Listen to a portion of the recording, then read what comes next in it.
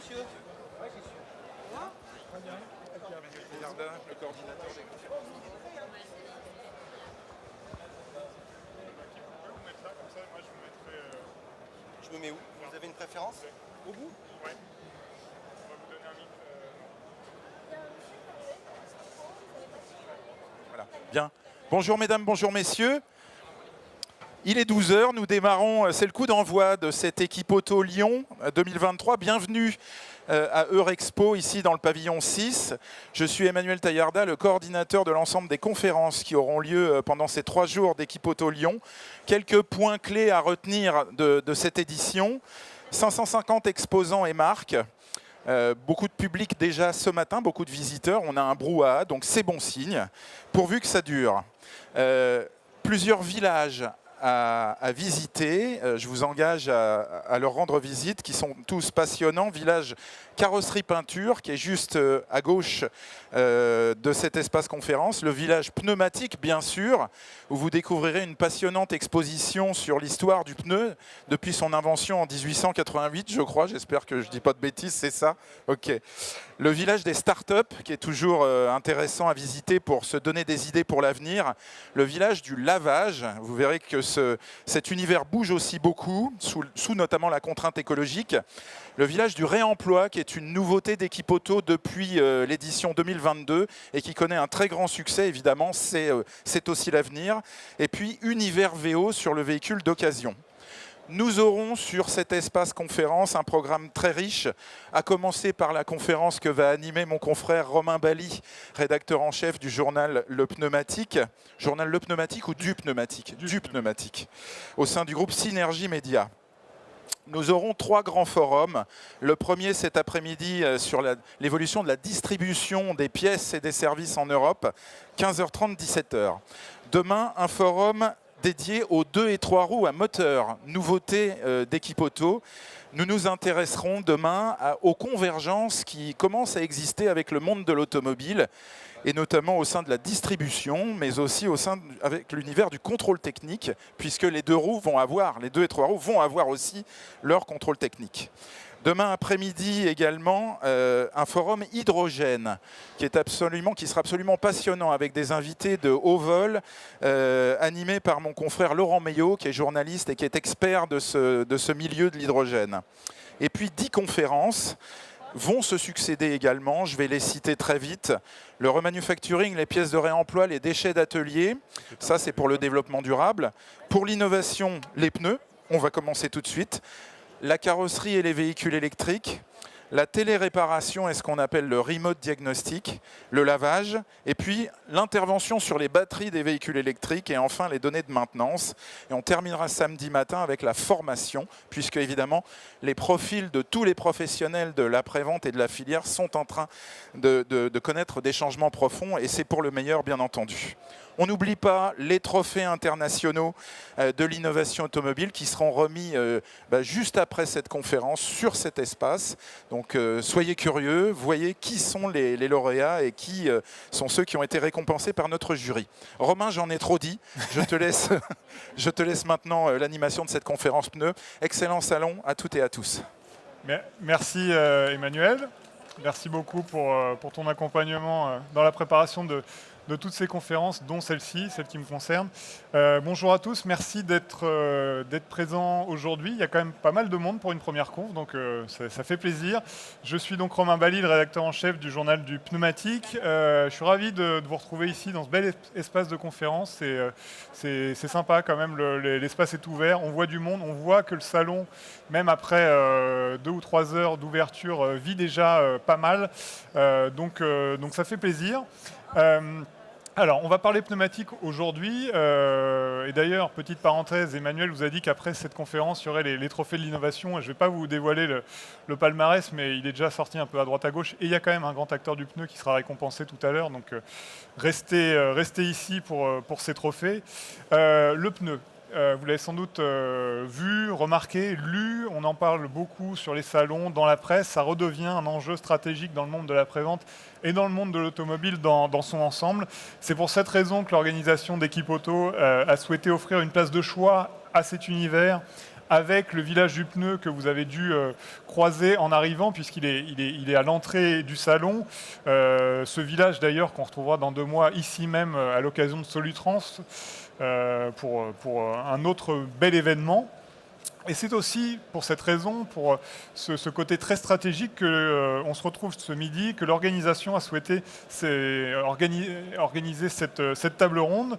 Le pneu, ça se résume trop souvent à un objet rond, noir et malodorant pour les automobilistes. Pourtant, ça constitue une activité vraiment cruciale pour tous les professionnels de la réparation dans les ateliers. Et cette prédominance n'est pas prête de s'altérer, elle va même se renforcer dans un futur plus ou moins proche avec, entre autres, le boom des véhicules électriques. Alors, je ne sais pas si vous avez encore eu l'occasion de passer dans le salon voisin, le salon de l'automobile de Lyon, mais a priori, le programme ne laisse pas de place au doute. Il y aura des véhicules électriques à peu près sur tous les stands, et ça donne un peu l'ampleur du phénomène. Pour vous donner quelques éléments chiffrés sur ce boom, cette croissance, à fin août, selon les statistiques du cabinet 3A Data, il s'était écoulé en France 174 000 véhicules électriques, des 100% électriques. C'est un chiffre en hausse de 47% sur un an et ça représente une part de marché de 15%. Dans ce contexte, les manufacturiers ne restent pas attentistes. Entre le boom des nouvelles motorisations, mais aussi les enjeux croissants de décarbonation, ils ne cessent d'innover pour devancer les attentes du marché. Ce qui nous amène donc à cette table ronde et à plusieurs sujets qu'on va aborder avec nos intervenants. Je vous les présente, à commencer par Dominique Stenfeld, qu'on ne présente plus, président du syndicat du pneumatique. À ses côtés, Joachim Mess, responsable des gammes de pneumatiques tourisme chez Goodyear Europe. Éric Brissard, ensuite, directeur général international de First Stop. Je n'ai pas écorché votre titre, c'est bien ça, Éric, j'avais un doute. Et enfin, Jean-Philippe Moyer, président de District Cash. Messieurs, merci beaucoup d'avoir répondu à cette invitation, d'être présents aujourd'hui. On est heureux de vous accueillir. Dominique, je vais vous donner la parole pour ouvrir les échanges. Au-delà du véhicule électrique, on va y revenir, mais au-delà du véhicule électrique, est-ce que vous avez le sentiment aujourd'hui vraiment que le pneumatique redevient un élément essentiel de la problématique automobile ? Alors c'est clair que le véhicule électrique bouleverse la donne de la prévente parce que effectivement toutes les opérations de maintenance liées au moteur thermique vont disparaître progressivement et aujourd'hui le pneumatique qui est la deuxième raison d'entrée en atelier va par conséquent devenir la première raison d'entrée en atelier. Donc c'est vraiment le produit majeur de la prévente de demain. À la fois sur la création de trafic et puis également en termes de marge, puisque les voitures électriques utilisent des pneumatiques qui sont plus technologiques, plus chers et puis également plus gros. À chaque changement ou bouleversement dans une industrie, on a tendance à dire c'est la fin d'un chapitre, le début d'un nouveau. Parfois, c'est un peu une extrapolation de la réalité. Est-ce que pour autant, dans le pneu, là, on vit un moment charnière ou c'est un moment important parmi tant d'autres ? Alors j'ai l'habitude de dire qu'on vit un moment formidable dans le pneu, mais ça n'est effectivement qu'un moment charnière. Il faut juste rappeler que les premiers pneumatiques à basse consommation sont sortis dans les années 92 avec l'arrivée et l'intégration de la silice dans les mélanges de gomme. Donc ça, c'est pas nouveau. Mais c'est vrai, on a le sentiment que les choses s'accélèrent aussi parce que la bataille, elle est technologique, on pourra en parler, mais elle est également en termes de communication puisque très régulièrement, les manufacturiers communiquent sur les évolutions technologiques qu'ils ont pu réaliser. Et c'est vrai qu'on parle beaucoup et de plus en plus du pneumatique aujourd'hui. Vous avez raison de le souligner, il y a une vraie bataille, c'est peut-être pas le mot, mais en tout cas, on communique beaucoup sur les progrès qu'on fait quand on est manufacturier. Si, je persiste et signe, bataille, ça va bataille, pas mal. Okay. Ouais. C'est important pour un manufacturier de valoriser son travail et de donner un peu un point sur son évolution technologique dans le contexte actuel. Alors effectivement, les manufacturiers, en tout cas les grands manufacturiers, sont donnés des objectifs assez similaires. Ils sont donnés rendez-vous en 2050 pour produire des pneumatiques totalement éco-responsables. Mais c'est vrai qu'aujourd'hui, ils communiquent beaucoup parce que ça permet aussi de montrer leur responsabilité sur le plan environnemental vis-à-vis du grand public. Et puis vis-à-vis des actionnaires également, je pense. Tant qu'à faire. Jean-Philippe Moyer, je vais vous donner la parole à présent. on voit bien là qu'il y a quelque chose qui est en train de se mettre en place dans une industrie qui est lourde. On peut avoir parfois des différences entre ce qui se passe chez les manufs, dans des centres de recherche, et puis ce qui se passe sur le terrain. Vous êtes un acteur du terrain avec Districash. Est-ce que de votre point de vue et votre place, c'est un sujet déjà mature, ou est-ce qu'on en est encore un peu aux prémices de tout ça? Tous. Clairement pour moi, qui comme vous le dites, suis sur le terrain, et c'est également le cas de toutes mes équipes, on en est encore aux prémices. Clairement, on en est encore aux prémices. On voit bien que chaque mois, ça évolue. Chaque mois, on en entend de plus en plus parler. Comme disait Dominique, les manufacturiers appuie énormément cette nouvelle technologie, ces nouveaux pneumatiques pour les véhicules électriques.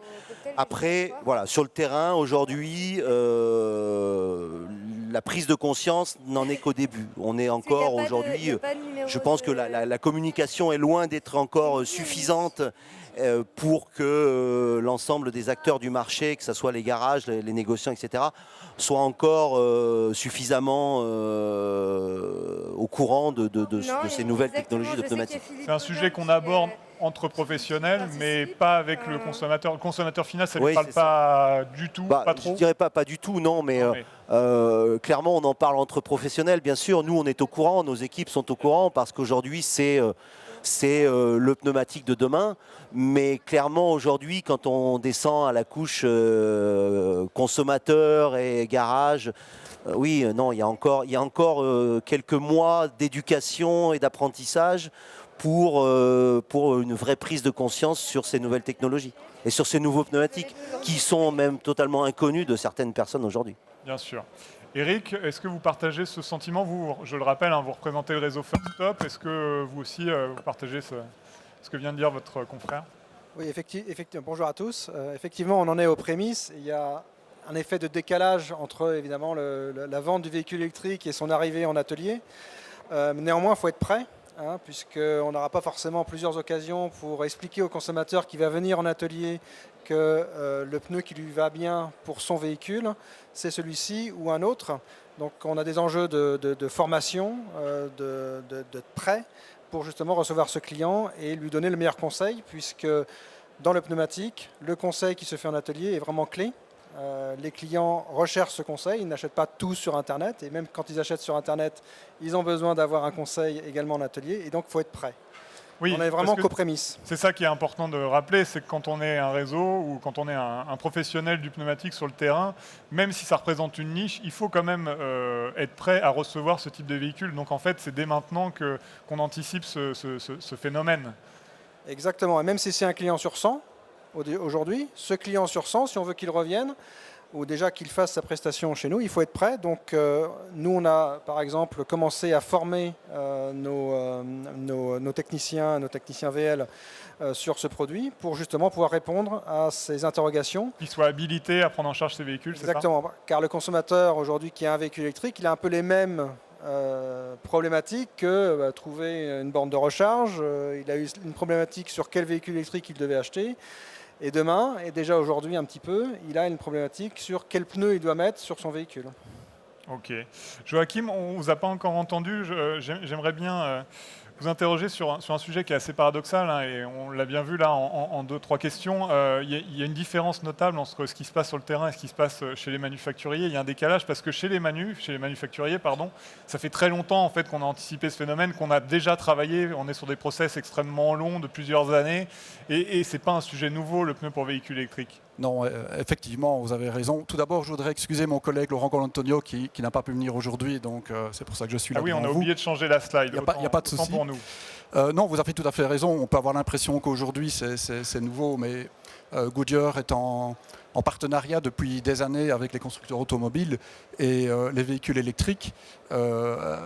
C'est pareil, ça fait déjà quelques années qu'on travaille avec eux pour développer les premières montes. Et on développe de nouvelles technologies.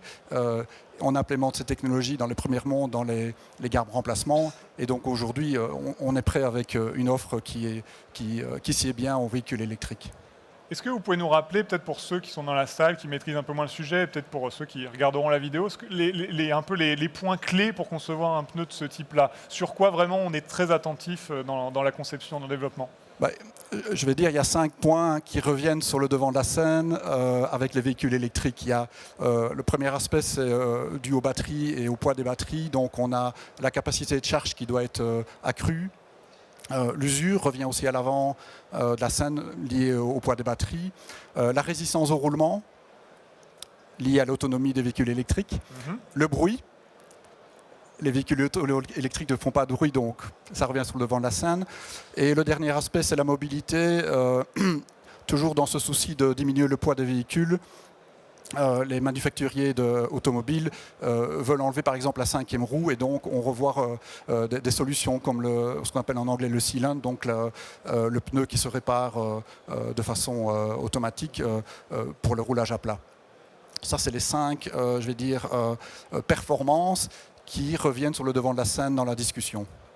Ok. D'un point de vue de l'offre, chez Goodyear, vous avez fait un choix assez intéressant. Plutôt que de créer de nouvelles gammes dédiées à ces véhicules, vous avez choisi d'adapter vos gammes actuelles pour qu'elles conviennent à la fois à des véhicules thermiques et à des véhicules électriques.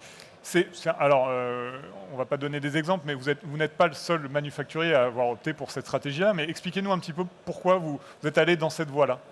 En fait, comme vous l'avez dit, comme mon collègue l'a dit, nous considérons qu'il s'agit plus d'une évolution. Je viens de parler des 5 aspects qu'on discute beaucoup liés aux véhicules électriques. Et je voudrais faire un parallèle avec ce qui s'est passé en 2012 avec l'étiquetage. Nous avions fait une campagne, les 3, 15, 50, les 3 étiquettes. Les 15, c'était les magazines, et les 50, c'est ce qu'on testait. Et je pourrais paraphraser et dire 5, 15, 50. 5, c'est ce que je viens de vous expliquer. On parle, le bruit, résistance au roulement. Mais les consommateurs attendent plus que ça. Et notamment, je prendrai seulement la performance de freinage sur sol mouillé, qui représente la sécurité. Je veux dire, tout le monde attend que le véhicule puisse freiner en cas d'urgence ou quand il y a un obstacle qui se présente devant vous. Donc, on ne peut pas limiter le développement des pneus à ces 5 caractéristiques. Nous prenons beaucoup plus de caractéristiques en compte dans le développement des pneus. Et c'est la raison pour laquelle nous venons avec une gamme unique qui rend compte en fait les attentes des consommateurs. Est-ce que, et après on donnera la parole à Jean-Philippe Moyer, parce que je pense qu'il a des choses à dire là-dessus, est-ce que ce n'est pas aussi une manière de rendre service à vos distributeurs? Parce qu'aujourd'hui on est dans un tel phénomène de massification des références que ça peut devenir un peu kafkaïen à gérer sur le terrain quand même. Oui, tout à fait. Je pense que ça va aider la gestion du stock, clairement, parce qu'on a devant nous 2 marchés. Quelque part, c'est un peu la réalité, et il faut pouvoir gérer tout ça. Et pour pouvoir servir le client, il faut avoir des processus et un portfolio qui peut servir le client de façon rapide. Jean-Philippe, Oui. j'imagine que c'est salutaire quand on est à votre place d'entendre un manufacturier et dire que bon, on va y aller mollo sur le développement de nouvelles références quand même. C'est une petite épine en moins dans votre quotidien, quoi. Si vous parlez sur la gestion quotidienne des stocks. De toute façon, clairement, aujourd'hui dans notre métier, d'ailleurs dans le nôtre et dans celui du retail, toutes ces nouvelles technologies, on parle ici des pneus pour véhicules électriques, entraînent une complexité des gammes et une augmentation très forte des IP codes, du nombre de références. On l'a déjà vécu il y a quelques années avec l'arrivée du 4 saisons qui a déjà complexifié l'offre. Et aujourd'hui, clairement, avec l'arrivée de toutes les nouvelles références pour véhicules électriques, il va falloir aujourd'hui étendre nos stocks pour être capable de répondre à la demande. Et clairement, le plus important pour les manufacturiers, c'est l'accès au marché. Si dans un monde où les gammes vont se complexifier, où le nombre de références va certainement doubler dans les 4-5 ans qui viennent, je parle dans la globalité des pneus, c'est clair que pour avoir un accès au marché et pour être capable de proposer au consommateur son produit, il va falloir derrière la capacité à stocker. Donc la capacité à stocker, elle va passer par la capacité à stocker des retailers, des centres auto, et elle va aussi passer par la capacité à stocker de gens comme nous, en France et en Europe, qui faisons le métier de stockistes, de grossistes. Donc clairement, pour nous, c'est un enjeu, un vrai enjeu. On sait que ça va évoluer très vite. C'est un vrai enjeu aujourd'hui pour nous de se dire quelles vont être les solutions à mettre en place pour être capable de maintenir les stocks suffisants pour donner l'accès aux manufacturiers que l'on représente au marché. Voilà. Mais du coup, Jean-Philippe, si on suit votre logique, a priori, l'effort de stockage, il peut difficilement être porté par les retailers parce que dans les garages, c'est souvent complexe de s'agrandir. Donc du coup, cet effort-là, c'est forcément votre métier, vous et vos confrères, qui devez l'assumer. J'ai cette impression, oui. Alors clairement, tant mieux, je veux dire, pour notre métier, pour le métier de tous mes confrères en France et en Europe, clairement, nous, on voit ça d'un bon œil. Évidemment, ça va nous demander des investissements. Vous savez, ne serait-ce que le développement des tailles font que dans un entrepôt où il y a 10 ans, on rentrait 1000 pneus, dans le même entrepôt, aujourd'hui, on n'en rentre plus que 700 parce que le mixte dimensionnel a fortement augmenté. Ceci dit, c'est très bien pour nous, c'est notre métier. On est là pour faire tampon sur la distribution. Clairement, aujourd'hui, un retailer ne peut pas répondre au marché de la même manière qu'il y répondait il y a 20 ans en arrière. Je pense qu'il y a 20 ans, il pouvait répondre peut-être avec son stock à 80% de la demande. Quand dans 5 ans, je pense que s'il répond à 20% ou 25%, ça sera le maximum. Ils n'ont pas la capacité de stocker forcément en plus. Ils n'ont pas des magasins qui peuvent, dans lesquels ils peuvent pousser les murs. Donc notre rôle est décuplé. Et nous, clairement, oui, c'est une bonne chose pour la distribution, mais ça va être à nous. Ça va être à nous d'être capables d'avoir ces produits pour être capable de les proposer aux retailers et donc au consommateur final dans un délai raisonnable. Et d'être capable déjà de les avoir, tout simplement. Mais donc du coup, c'est une opportunité parce que ça renforce votre rôle, mais ça oblige aussi votre organisation et d'autres à avoir entre guillemets, les reins solides pour assumer les investissements qui vont de pair avec tout ça. Oui, clairement, on est dans un métier, on est dans un très beau métier, on est dans un métier d'avenir en tant que grossiste, on en est tous certains, je pense. Mais oui, ça nous demande des investissements permanents. Comme je vous ai dit, on investit déjà depuis des années sur des surfaces de stockage pour être capable de stocker du 4 saisons, les nouvelles dimensions UHP qui sortent, qui prennent de plus en plus de place. Dans un contexte où en plus le stockage de pneumatiques, il ne faut pas l'oublier en France, est quand même très réglementé et de plus en plus réglementé. Je pense que aucun ne me diront le contraire. Donc clairement, oui, les investissements sont de plus en plus lourds. Si aujourd'hui on veut continuer à être capable de proposer à la distribution et aux consommateurs un accès à 100% de la gamme. Eric, est-ce que vous confirmez que c'est devenu compliqué dans les centres de stocker et si oui, est-ce que, là on parle de Districash, mais il y a d'autres grossistes sur le marché, l'apport de ces acteurs-là est devenu fondamental du coup pour vous? Ouais, très clairement, hein, je pense que le métier de grossiste a un bel avenir. On a déjà de toute façon ces problématiques parce qu'il y a des multiplications de gamme, voire des multiplications de marques. Donc effectivement, comme le dit Jean-Philippe, on n'a pas les capacités de stockage pour répondre à toute la demande. Maintenant, on le prend plutôt comme, toujours encore une fois, comme une opportunité parce que c'est plutôt dans les ateliers que ça va se passer et que le conseil au client va se faire.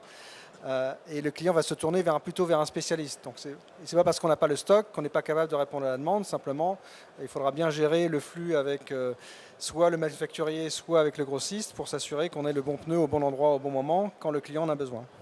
Aujourd'hui, si on vous écoute, vous êtes soutenu par les grossistes sur la partie stock.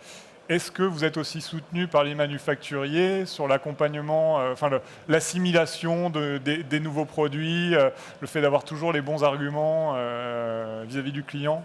Oui, tout à fait. Donc on a un support, alors dans le cas de First Stop, plutôt de Bridgestone, mais également des autres manufacturiers, de formation sur quelles sont les nouvelles technologies sur les pneus. Donc il y a des pneus qui peuvent effectivement être aussi bien sur des véhicules thermiques que des véhicules électriques, mais il y a également des pneus qui sont uniquement sur un seul véhicule thermique ou que sur des véhicules électriques.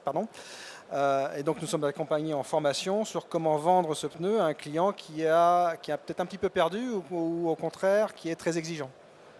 Et est-ce que vous avez le sentiment d'être assez accompagné par les manufacturiers aujourd'hui? Je dirais peut-être jamais assez, mais jamais assez tout simplement parce que ça devient de plus en plus complexe, il y a de plus en plus de gammes différentes, il y a des nouveaux véhicules électriques qui sortent, donc également des nouveaux pneus d'origine qui sortent également, et donc c'est en permanence qu'il faut être à la page, entre guillemets, pour répondre à la demande des clients. Joachim, est-ce que chez Goodyear et plus globalement dans votre profession, vous avez le sentiment qu'on a bien compris que là, il y avait quelque chose à faire, il fallait vraiment accompagner ces professionnels au quotidien? Oui, je pense que c'est un enjeu qui est bien identifié. Donc, je vais répéter ce que vous avez dit. Goodyear organise des formations, continue tout au long de l'année. Nous avons des produits qui arrivent régulièrement. Par exemple, l'Ultra Grip Performance 3 pour l'hiver, l'année dernière, la Symmetric 6. C'est l'occasion de rencontrer nos partenaires et de leur parler des nouvelles technologies et des innovations qui peuvent servir effectivement leurs clients. Okay.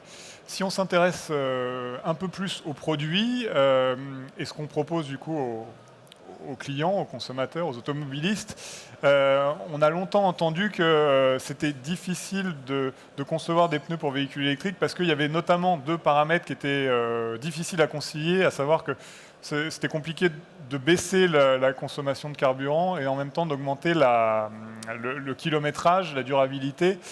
Est-ce qu'aujourd'hui, on est toujours sur des produits de compromis ou on se rapproche de plus en plus sur des produits de très haute performance? C'est vrai que le pneu, c'est essayer d'atteindre le Graal. Il y a des antagonismes entre, comme vous l'avez dit, la résistance au roulement, l'usure, le freinage sur route mouillée. C'est un peu les trois sommets du triangle. Et tout l'enjeu pour Goodyear, c'est d'élargir ce triangle. On veut se mettre dans une stratégie qui donne un pneu qui permette, encore une fois je me répète, mais qui permette à la personne qui conduit le véhicule d'avoir un pneu qui lui répond à toutes les situations d'urgence qui peuvent arriver et toutes les attentes en performance qu'il attend. Il n'y a finalement rien de rédhibitoire dans la conception de ces pneus. C'est juste... il faut être patient dans le processus de développement, quoi. Oui, et puis comme je l'ai dit, on est en partenariat constant avec les constructeurs automobiles. Et pour nous, Goodyear, c'est un défi qu'on relève pour innover. J'en profite d'ailleurs pour dire que Goodyear innove depuis 125 ans. Hein, on fête cette année 125 ans, je crois que ça valait la peine de le dire. Et oui, donc on va continuer. Et, le défi, on le relève. Et il y aura encore d'autres défis. Et juste un exemple, nous avons une gamme assez large avec les pneus avec mousse à l'intérieur pour le bruit. Hein. Donc on parlait du bruit pour les véhicules électriques. C'est une technologie qui n'est pas nouvelle, mais qui revient en force sur le marché. Alors il y a un dernier sujet qu'on n'a pas évoqué, et c'est peut-être aussi un défi pour votre profession, c'est que les pneus, en règle générale, ça coûte très cher. Aujourd'hui, on est dans un contexte qui fait que les ménages sont très attentifs à leurs dépenses. Et que le pneu, on y revient encore une fois, mais en France, on est assez peu sensible à ça. Donc, on n'a peut-être pas envie de dépenser des 1000 et des 100 pour changer d'enveloppe.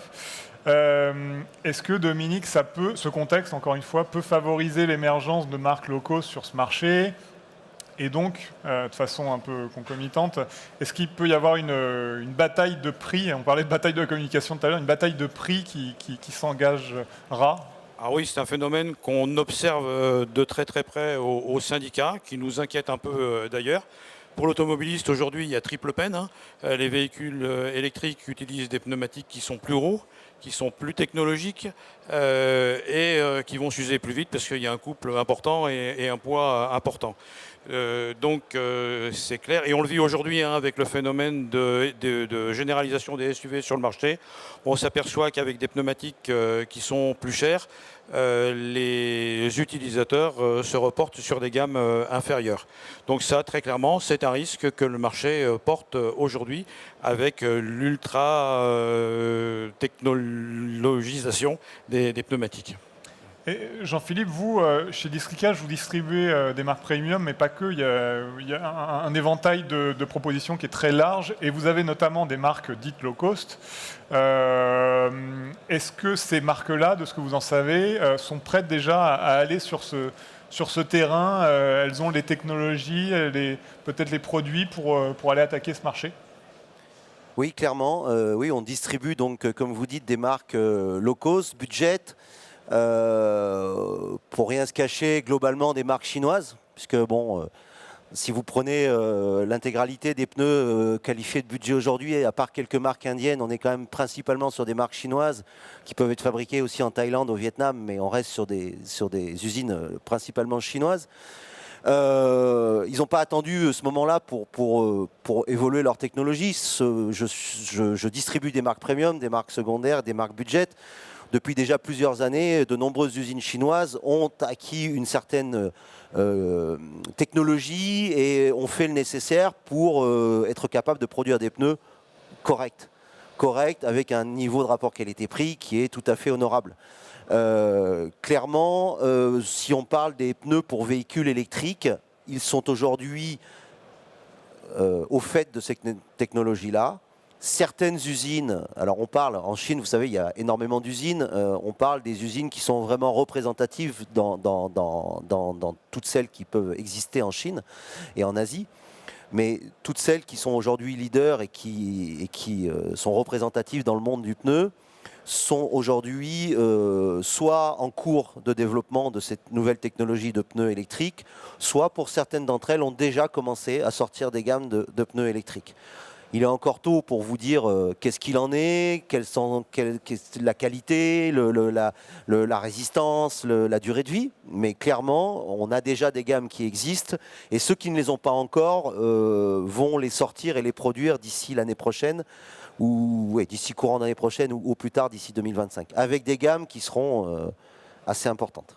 Donc à court ou à moyen terme, disons, oui, ça ne sera plus uniquement une histoire de marque premium. Ça ne sera pas réservé aux marques premium. Comme aucune nouvelle technologie ne l'est aujourd'hui, ces pneus-là ne seront pas réservés qu'aux marques premium. Je pense que d'ici, comme je vous dis, d'ici fin 2024, on aura déjà un choix. Est-ce que ça inquiète le manufacturier premium qui est présent sur scène? Je vais dire non, nous on est prêts. Mais je ne milite pas pour ça non plus. Hein. Je fais juste un constat. Un constat, hein. Bien sûr. Goodyear a plusieurs marques, a une panoplie de plusieurs marques, premium et entrée de gamme. Et les innovations que nous amenons dans nos produits, nous les faisons non seulement pour les marques premium, mais aussi pour les entrées de gamme. Donc pas de souci à ce niveau-là. L'enjeu pour vous, principalement, Jean-Philippe, ça sera donc de faire le tri entre les low cost performantes et celles qui sont moins performantes, quoi. Oui, c'est ça. Parce qu'il y a un peu de tout quand même sur ce segment. Oui, mais je vous l'ai dit tout à l'heure, il y a réellement un peu de tout. Je ne sais plus combien de centaines d'usines en Chine qui produisent des pneus. Mais clairement, aujourd'hui, vous en avez peut-être réellement une dizaine qui ont pignon sur rue et qui sont aujourd'hui capables de travailler sur des technologies nouvelles. Donc le choix, nous, on l'a déjà quand même bien fait depuis des années puisqu'on essaie de travailler avec ces usines-là. Et clairement, on continuera à essayer de faire un choix qui se dirige vers les usines les plus performantes et vers les usines qui sont capables de sortir des pneus qui permettent aux consommateurs de rouler en toute sécurité. Eric, ça aussi, pour un réseau comme le vôtre, c'est un enjeu parce que tout à l'heure, vous parliez de formation à la fois technique, à la fois commerciale, mais savoir donner le bon conseil aux clients, c'est aussi écouter ses attentes et peut-être le prix qu'il est prêt à mettre sur un pneumatique. Donc, c'est aussi être capable de le conseiller d'aller sur une marque de second rang plus qu'une marque premium. Enfin, j'imagine que c'est compliqué quand on est vendeur d'aborder cette problématique. Oui, alors en fait, j'aurais tendance à dire que la budgétisation qui se passe sur le marché du véhicule thermique n'existe pas encore aujourd'hui sur le véhicule électrique et que le véhicule électrique, justement, va sûrement ralentir cette budgétisation et que le client, ne connaissant pas forcément comment changer son pneu, parce que c'est tout nouveau, va avoir tendance à être plutôt conservateur, c'est-à-dire va sûrement plutôt se tourner sur la marque de première monte qu'il avait sur son véhicule, ou en tout cas une marque premium, parce que justement, il sait que son pneu s'use plus vite. Et donc ça, c'est l'enjeu de conseil. Et à la limite, un peu plus facile pour nous de dire, prenez plutôt un pneu premium parce qu'il s'use moins vite, il utilise moins de carburant. Et je pense qu'au contraire, justement, les pneus budget vont avoir un peu plus de mal à pénétrer ce marché, au moins dans un premier temps, au moins à court terme. Ah oui, ok. Tiens, d'ailleurs, Dominique, c'est une question qu'on aurait pu se poser. Est-ce que chez les constructeurs automobiles, on dit souvent dans l'argumentaire commercial, on dit souvent que l'acheteur de VE est un peu plus sensible à sa voiture qu'un acheteur traditionnel. Est-ce que ça vaut aussi pour les pneumatiques? Celui qui conduit un véhicule électrique va être plus attentif à ses pneus ou pas forcément? Moi, je suis absolument pas sûr de ça. Je pense que l'augmentation de prix va être un frein très très important pour avoir accès à des marques hautement technologiques.